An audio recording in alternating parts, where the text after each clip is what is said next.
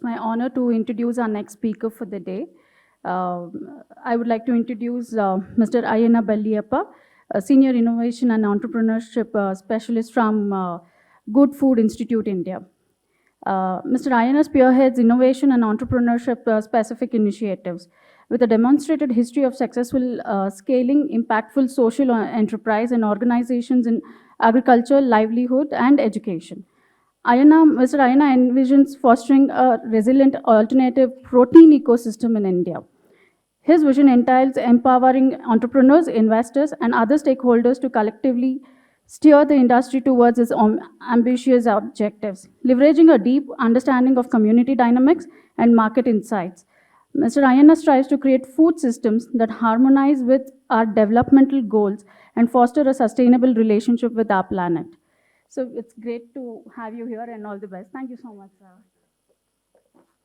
Thank you very much for that. So, a very good afternoon, everyone. My name is Aiyanna Belliappa. Ellargu namaskara also. From Coorg, now living in Bangalore, talking about food, so it all seems to make sense now.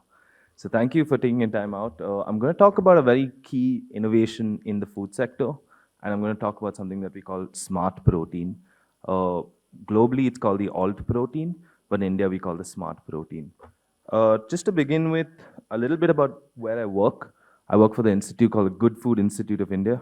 Good Foods Institute India. We have about 6 affiliates across the world. We work primarily in policy, science and technology, corporate engagement, and innovation that I'm leading in India. So to begin with, the key question is how do we feed 10 billion people safely, sustainably, and efficiently by 2050? So as the global population increases, the people move into higher income bracket, more protein and more food is required. And how are we going to get this food? Simply now, if you look around the world, it's animal agriculture where we get this protein. India doesn't have that big of an animal agriculture, but we need to feed a big population in India by 2050.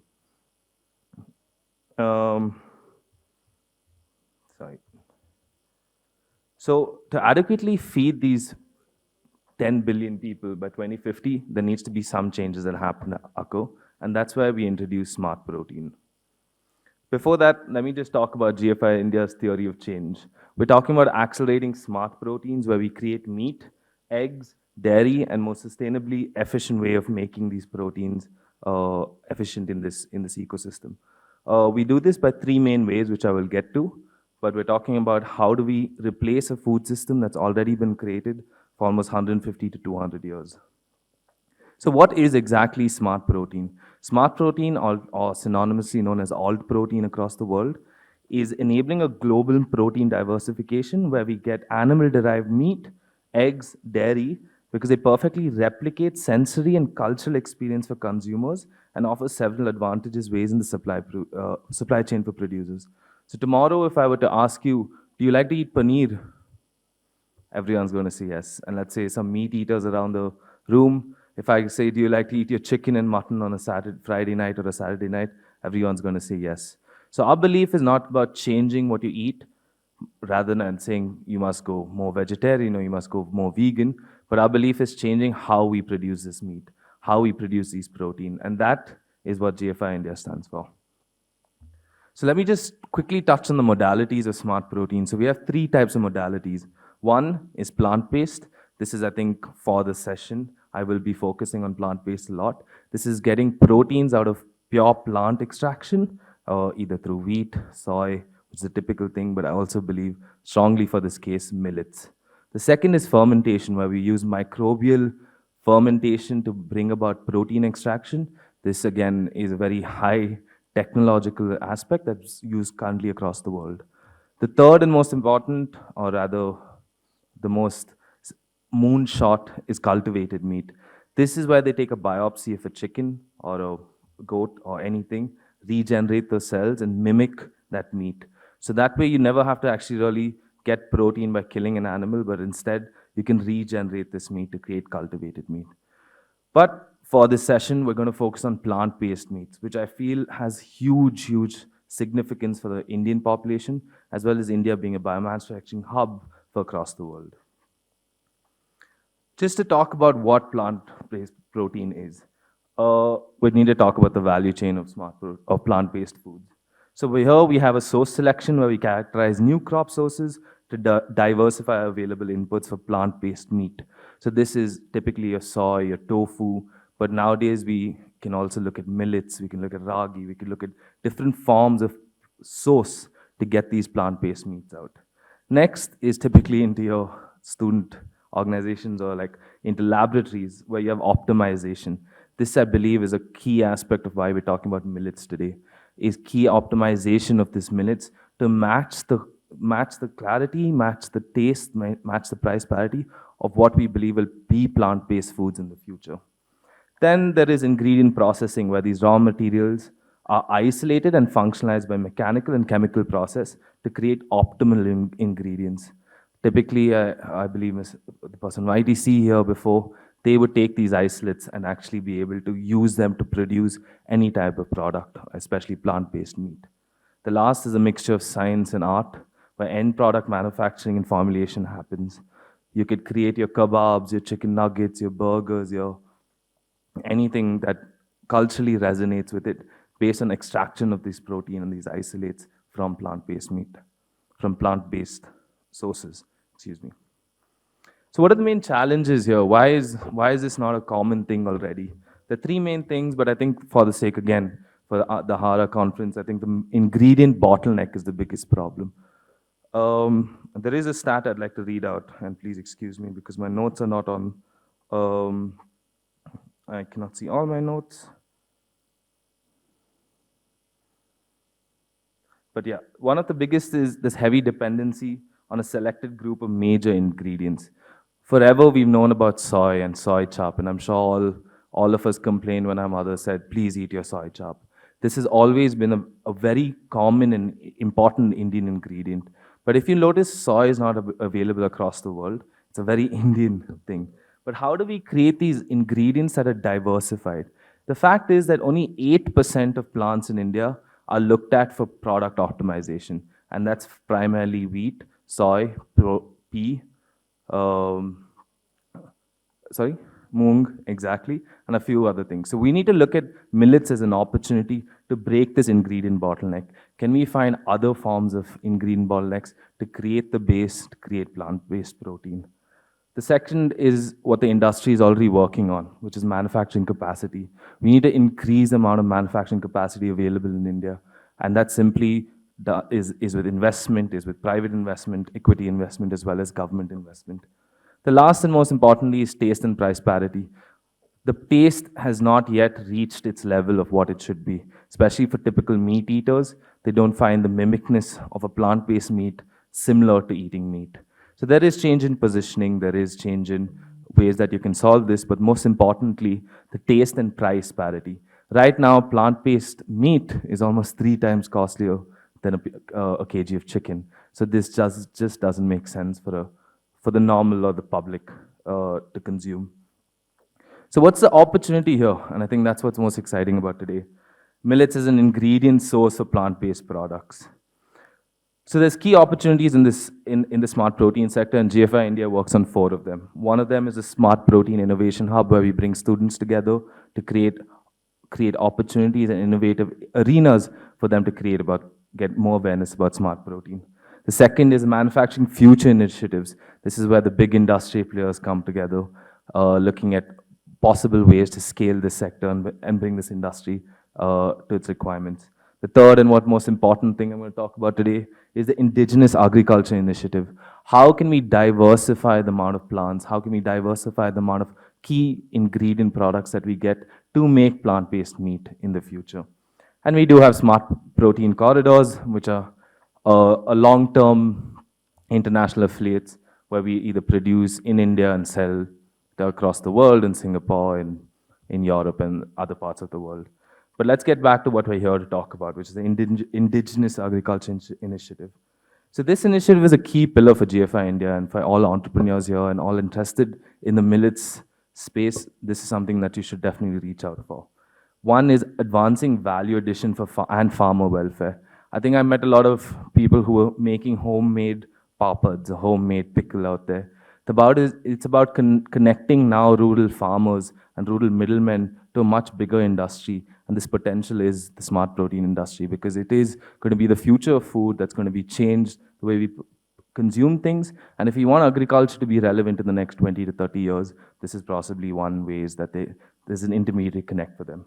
So I want to stress this is not away from agriculture. This is not some fancy tech that is going to come into it, but the main source of all proteins in the future is going to be from farmers, from ability to understand what they're growing, how to manufacture what they're growing, and optimize the ingredients to allow for plant-based meat to be possible in the future. What do we look at millet focus in India? Again, there's a lot of fancy technical terminology on the thing, but we do work with a lot of research institutes because we want to understand exactly how we extract this millet in a scalable in a business format that makes sense. We work with research institutes like IMR and ICRISAT. I believe Dr. Vidyashank. Sorry? Yes, correct. That serves as a raw material smart. Correct, and we work with a lot of scientific bodies and governments of India to foster this R&D in the area of millet-based smart proteins. So currently, what does the industry look like? And millets is a source of ingredients for plant-based protein products. In India, the plant-based meat, egg, dairy industry is rapidly expanding. I'm just going to point to a few of them out here. We have One Good, Proyon, Dancing Cow, Better Bet, and if you go out to your local stores, or if you're a big Amazon fan, most likely you're going to see these products under millet-based products online or in your stores. Just to talk about some success stories we have, and let me just briefly touch upon, these are not the only products in the market. There's almost 113 companies now in India, and it's growing quite quick. They're looking to export to other countries, and in fact, plant-based dairy is one of the biggest aspects that are important. And millets perfectly plays into that aspect. And as I saw outside, there's millet-based curd, there's millet-based milk. There's so many aspects in which we can diversify millets to actually create optimization in the plant-based smart protein space. Having said that, these are some of the success stories, and these are just limited to the 5 that I could put on the screen. There are numerous other success stories also to talk about. One of them is, of course, Better Bet's first cold brew latte, which is actually made with millets and oat blend. We have Dancing Cow that uses a plant-based milk using millets. We have Devi Gere Biosolutions, who's based out of Bangalore actually. It's prototyping millet-based chapati flour and bakery products using their millet extract. We have Nourish You, which was formerly One Good, which actually took over One Good, who's making millet milk in flavors including chocolate, which is quite the thing that the Gen Zs love these days. Additionally, we have Progo Foods, which make millet-based protein yogurts, and this almost has 25 grams of protein per serving in various flavors as well. That doesn't undermine the ecosystem as well. There are lots of ecosystem players and chain partners in India. There are equipment suppliers like Bueller and Wenger that are in this ecosystem already, creating ways to bring about plant protein into the ecosystem. We have co-manufacturing and pilot facilities. So if any entrepreneurs here have an idea and want to get into the ecosystem, you don't have to spend out a lot of money to get into this ecosystem. There's actually co-manufacturing facilities, the pilot facilities where you can test ragi, wheat, soy, pea, any form of extraction, protein or plant protein into this. There's distributors already. I'm sure all of you, we use Swiggy and Instamart and various other big basket to get our food. There's ways we can get this food as well in the near-time future. We have ingredient suppliers and we have research institutions that are working on this. ICRISAT is a great example of pioneering work that they've been doing in India in the plant protein space. Lastly, we've engaged with key ministries, agencies, institutions across the country. We have road building activities, we have talent development, we have filling scientific knowledge gaps as well as venture building. This is not only the GFI India's thing, but I want to propel that it is going to be a bigger aspect on the food ecosystem. And I think millets has a big role to play in the near future. Lastly, I'd just like to round this up with what GFI India does and what we can help with. We do executing partnerships. We connect entrepreneurs with possible mentors in the ecosystem. We do consumer market insights and industry updates. We do strategy advisory and support. Suppose you're an entrepreneur, if you just want to look into this ecosystem, please, I highly recommend looking at GFI India's webpage to understand this ecosystem a lot better. We do supply chain and infrastructure support for big companies, as well as regulatory support, because the regulations of this is another big hurdle in smart protein becoming a reality in India. So having said that, I hope this concludes this very small and quick presentation on smart proteins. And I'd love to I thank Ahara Mela for their time. I thank all of you audience for your time to listening to me. And if there are any questions, I'm happy to take them. Thank you.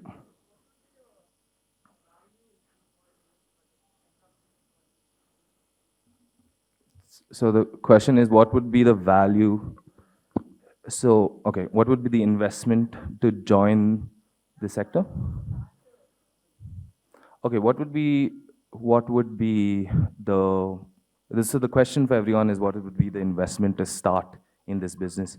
I would say the investment is zero. Simply because there are pilot projects, there are joint talent development initiatives where you can start and build with either other entrepreneurs, someone who already has an idea, someone who already has a manufacturing capacity. Hello. Because this is extremely new and it's very nascent. And anyone who enters the sector is basically starting off new.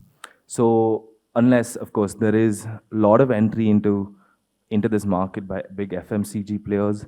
There's Nestle that entered into the market recently. You know, Blue Tokai has already entered in the market with oat milk. And Better Bet, all of the companies, Nourishu that I mentioned, they're growing bigger and bigger. So to answer your question, if you are an entrepreneur or student, zero. If you have ingredient manufacturing, if you're doing allied ingredient suppose you're doing pharmaceutical, nutraceutical work, food grade is one level on the same thing.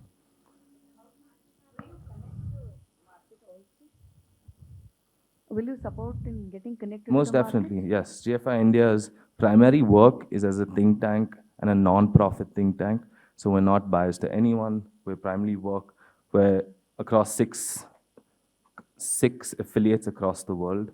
We're primarily here to help bring this sector off its ground. And similarly, if you look at other sectors like the EV sector and electric solar sector, it required a lot of public engagement as well as people doing it for non-profit reasons to get that sector off the ground. And we believe the food system is something that's the biggest emitter of climate change. And there are numerous options like millets to integrate and cross-integrate into the sector.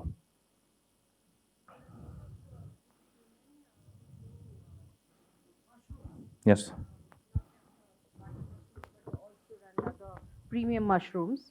So one of the challenges that they have come up with is, since I interact with many of them, they want to do value addition to that because mushroom is highly perishable and there is an aversion to consumption also.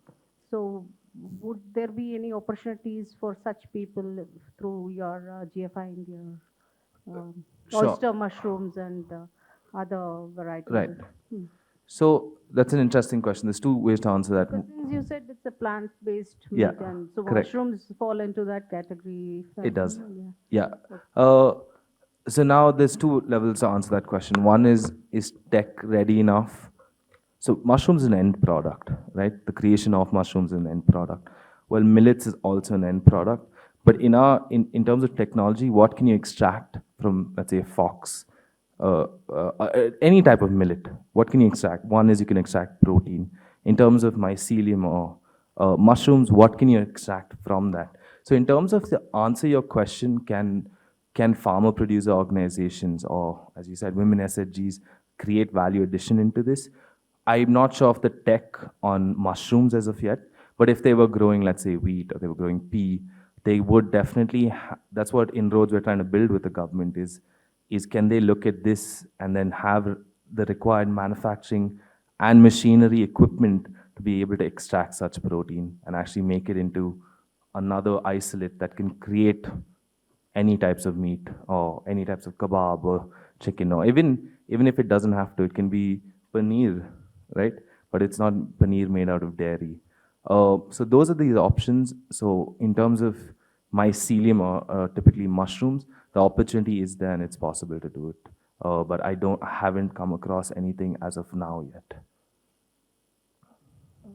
I have a question. You just mentioned about smart protein from millets. So I have two questions regarding that. Number one, millets do have higher protein, but it also has higher carbohydrate compared to. So how does that work? Because whoever the industries who use high protein, they Right. look for low carb as well. So that becomes a difficult point. So how do one, because I am a millet snack manufacturer and we want to produce low carb snacks with millets, but we Sure. find it difficult. And shelf life is the other thing, because if you want to do a clean label, that's another challenge. So if you can help us understand No, definitely. I mean, how GSI can help us. definitely. I think that's a longer conversation on the clean label. I'm happy to have you get in touch with me. We have a regulatory team that works with just on the aspect of clean label because it's a lot on the policy side. Regarding high carbs and high protein, for sure, there are a lot of products that do mimic millets in terms of high carbs, high protein. So a lot of what is done in terms of the machinery, in terms of the tech, is to extract the level of protein in it, right? So they will only be able to take that protein isolate out of this particular millet that you have. Again, that requires that machinery and technological level to get there. And that again, having said, is currently being done. It's not that it's an impossible aspect. There is research, there is definitely a number of companies, I would say, who are looking at these options as millet. One of them I could definitely refer to you. You could go and where they do, again, as I was saying, co-manufacturing and sort of pilot facilities. You don't have to put all your money in and like hope that it's a moonshot. There are things that you can do to test and try this and allow these pilot facilities to come one step further. Okay, so you mean to say that it has already started, like Yeah. extracting protein from Oh, millets? yeah. Okay, Yeah. that's good to know. Thank It's you. it's happened. I mean, pea protein, soy proteins is one of the most common right now. That's what I said before. About 8% of all plants in the ecosystem have been explored to extract this protein. So we have another 92% of plants to check and try on. And any entrepreneur students in this, particularly biotech students in the room, would really benefit from that because food tech is going to be, from our point of view, a very big sector in the coming future.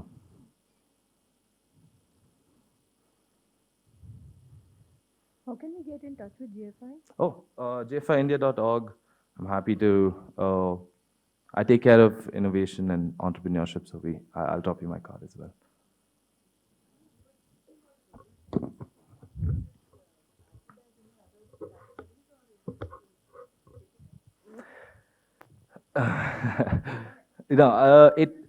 It's a novel. It's a very new process. So the question was about regulatory process. Is it something new? Is it something? Honestly, globally, it's much better in terms of their regulatory process, but India is not far behind.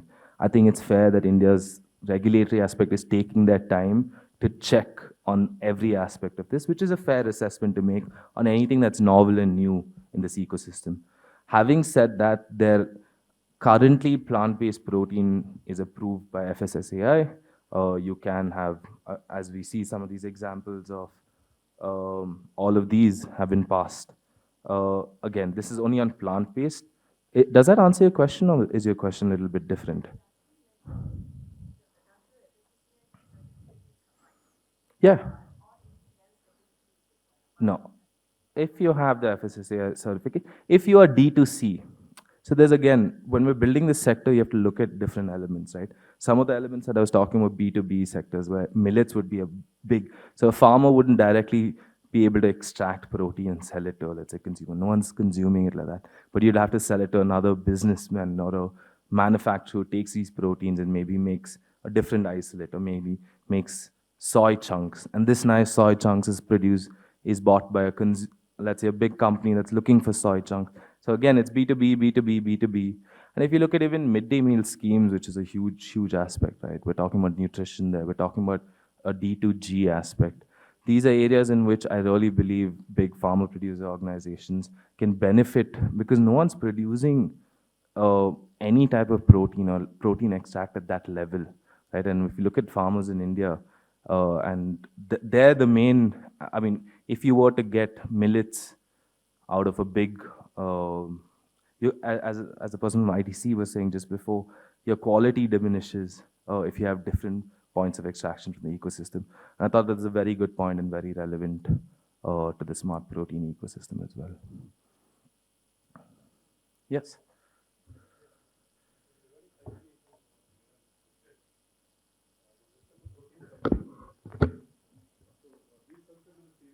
Cereals, right? So millets.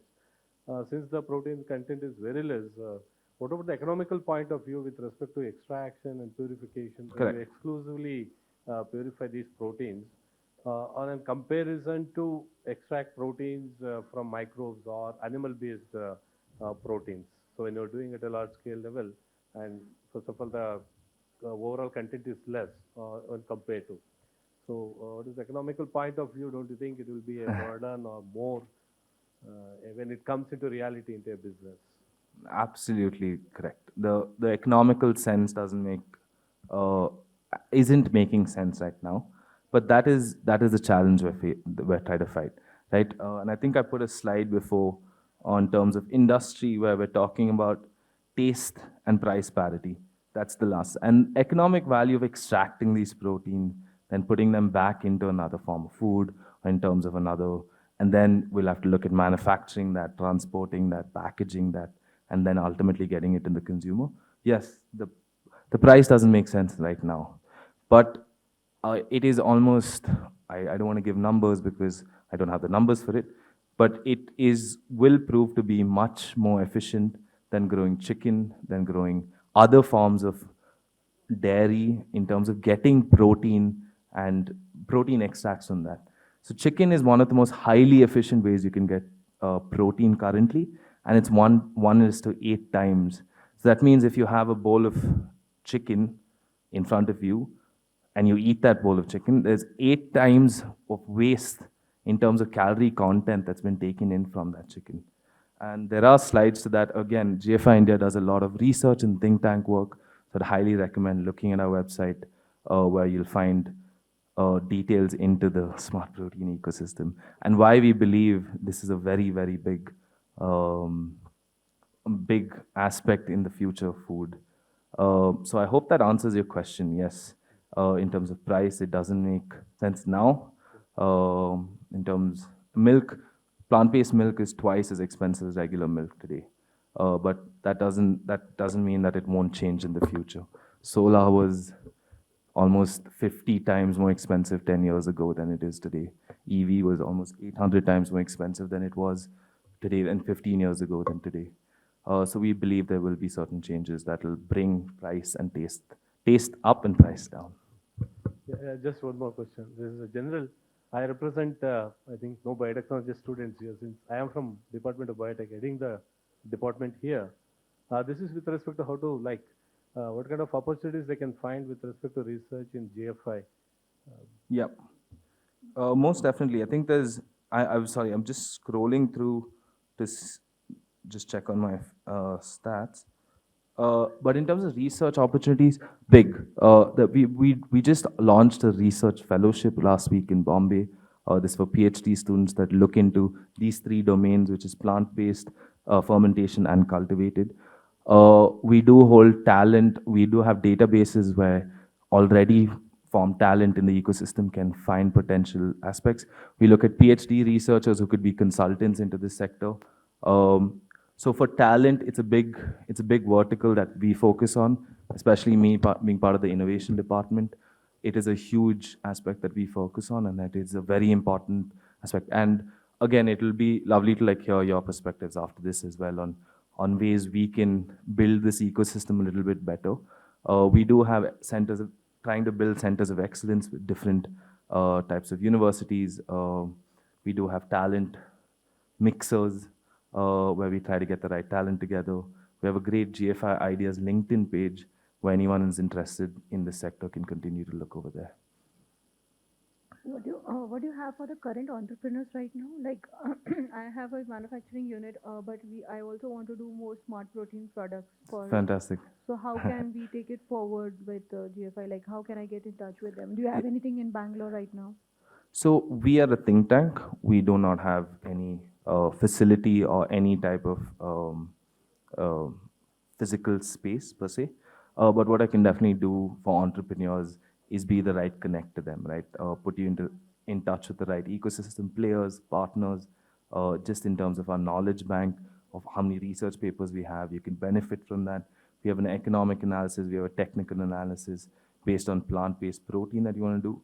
And most importantly, we look at you as an entrepreneur. We are again an NGO that's non-biased. So all our entrepreneurs that enter this ecosystem are very important to us. So we'll connect you to the right ecosystem partners. And if you have regulatory aspects, we have a policy team. If you want to get connected with the CE, corporate engagements like people like ITC, Nestle, we have a CE and we have a CE team. If you're looking at innovation, particularly other startups, co-manufacturing units, that's where we'll be able to connect you as well.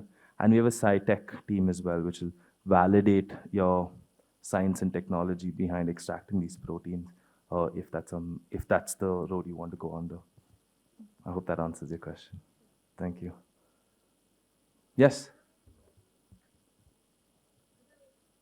Preservatives? Oh, no, there's no preservatives. I mean, there could be some consumers. Oh, what are the preservatives you? So I mean, producers use different preservatives. So I can't tell you exactly what. It just depends on their product. So if it's a milk-based product, they'll use a different preservative. If they're making cheese, there's also examples of making paneer, cottage cheese. They'd use very, very different types of preservatives for it.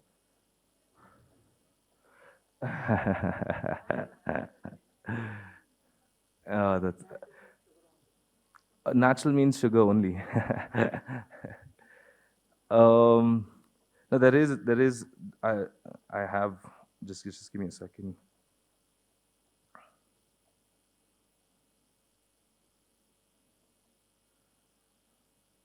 There's a.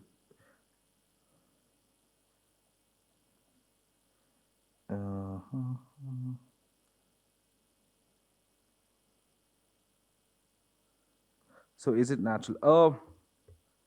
Yeah, it is See, the question is sort of misconstrued, right? In terms of you are you're extracting from natural resources, and then you're processing it, and then you're producing a new thing. So if I were to ask you if you've had a bag of potato chips, is that natural? You'd say it's highly processed, right? Because it's one of the.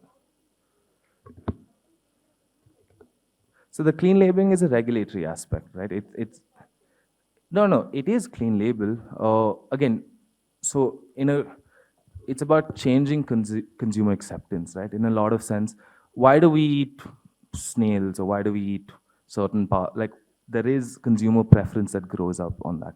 But simply the way we're currently creating protein and creating the food ecosystem in this current world is simply unsustainable in terms of it uses too much land, uses too much water. It simply isn't efficient, and it's one of the biggest contributors to climate change in today's world.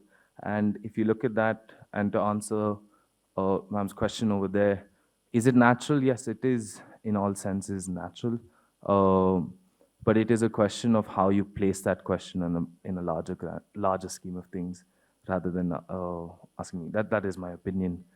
So please, I hope that was an opinion question.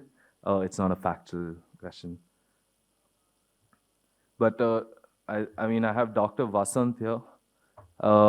He's doing some great work on all proteins. So if I were to ask Dr. Vasant, do you think it's natural, as that ma'am's question is?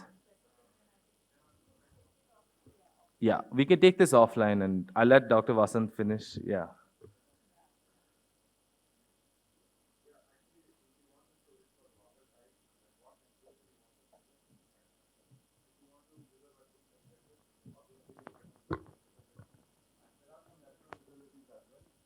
It may not be efficient enough to keep it for longer time. But whereas we do work on meat and